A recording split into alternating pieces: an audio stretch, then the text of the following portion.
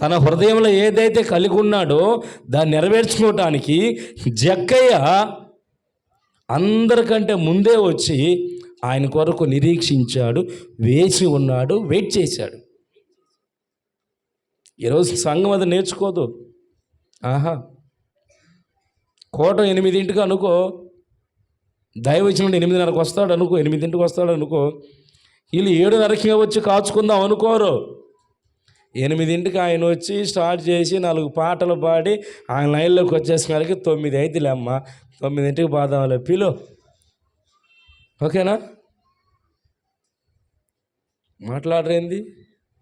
నిజమా నేను చెప్పేది అబద్ధం అండి? జక్కయ్య టయానికి పోయి కూర్చున్నాడా, ముందే వెళ్ళి కూర్చున్నాడా? మరి సంఘం ఎప్పుడు రావాలి? దైవజనుడు వచ్చేది 8:30కి. అమ్మ ముందు పోతే ఏం చేస్తాం? ఆ టయానికి బాధలే నేర్చుకోవాలి జక్కయ్యని చూసి మనం. దేవునికి స్తోత్రం కలుగును గాక. హల్లెలూయా. పెందలకాడ వెళ్ళి కూర్చున్నాడు, చాలా సమయం కూర్చున్నాడు యేసు కొరకు జక్కయ్య. కానీ అతని పేరేంటి? పెద్ద పాపి, పాపులలో ప్రధాన పాపి. ఊరు మొత్తం పాపిష్టోడు అని పేరు పెట్టారు. ఆ పాపిష్టోడు కూడా జ్ఞానోదయం కలిగింది.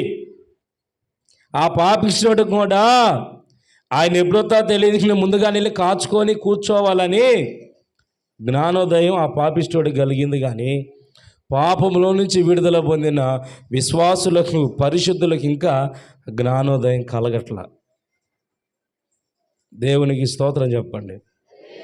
హల్లెలూయా, హల్లెలూయా చెప్పాలి. పాపిష్టుడికి ఏమో జ్ఞానోదయం కలిగింది. ఎప్పుడు పోవాలో, ఎంత పోయి ముందు కూర్చోవాలో, ఎంత సమయం ముందెళ్ళి ఉండాలో అనుకున్నాడు.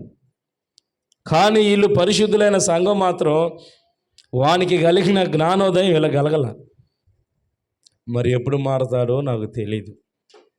దేవునికి స్తోత్రం. మారతారా? జక్కేలాగేమన్నా కాచుకుంటారా? ముందుగానే వచ్చి దేవుని దగ్గర దేవుని నేను అందరికంటే ముందుగానే సన్నిధిలోనికి వెళ్ళి ఆయన ముఖ దర్శనం నేను చేసుకోవాలని ఆశ ఎంతమందికి ఉంటుందండి? అందరికంటే ముందు నేను వెళ్ళాలి, అందరికంటే ముందు నేను అక్కడ కూర్చోవాలి, అందరికంటే ముందు వెళ్ళి సన్నిధిలో ప్రార్థనలో ఉండి దేవుని ముఖకాంతిని చూడాలి, దేవుని ప్రసన్నతను నేను చూడాలి, ఆయన ప్రభావంతో నింపబడాలి, అందరికంటే నేను ముందు వెళ్ళాలి అని ఎవరికి ఉంటుందండి? కానీ పనికిమాలుడు పాపిష్టోడు అనబడిన జక్కయ్యకు ఉంది. అందరికంటే ముందు పోయి చెట్టు మీద కూర్చున్నాడు. పయ్యా వాళ్ళు అంటూ ఉంటారు, ఏంద్రా చెట్టు ఎక్కావు పొద్దున్నే, పిచ్చాను బట్టి నేను జక్కయ్య, చెట్టును వదిలిపెట్టమంటారా? ఏ చెట్టు కూడా పన్నేస్తావేంది, చెట్టు ఎక్కావేంది అని ఉండొచ్చు. కొంతమంది వల్గర్గా మాట్లాడే వాళ్ళు ఉంటారు, ఎగతాళి చేసేవాళ్ళు, ఇట్లాంటి వాళ్ళు ఉంటారు. వాళ్ళు ఎంతమంది అడిగినా చెప్పుంటాడు, పనుందులే చెట్టు మీద కూర్చున్నానులే, ఈ ప్రాంతంలో బోధకుడు వస్తున్నాడట, యేసు వస్తున్నాడట, ఆ యేసును చూడటానికి ఇక్కడ కూర్చున్నానులే. ఆయన ఇప్పుడు రాడు, టైం పట్టింది, ఇప్పుడెందుకు దిగు. ఆయన ఎప్పుడన్నా రాని, ఆయన ఎప్పుడన్నా రాని, ఆయన వచ్చేంతవరకు నేను ఇక్కడే కూర్చుంటాను.